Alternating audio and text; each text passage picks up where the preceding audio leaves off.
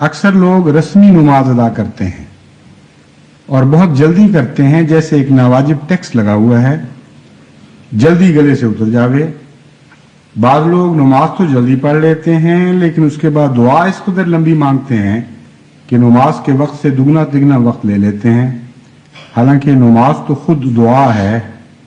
जिसको ये नसीब नहीं है कि नमाज में दुआ करे, उसकी नमाज ही नहीं। फरमाया, याद रखो उसने ईमान का हज नहीं उठाया जिसने नमाज में लज्जत नहीं पाई। नमाज सिर्फ टक्करों का नाम नहीं है।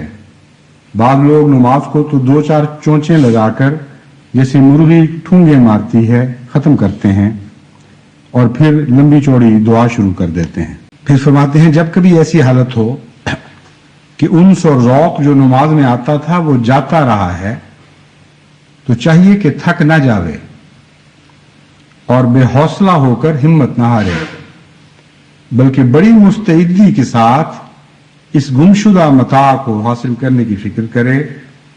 और इसका इलाज है तौबा, इस्तिग़फ़ार, तज़र्रो। बेज़ौक़ी से तर्क नमाज ना करे, बल्कि नमाज की और कसरत करे।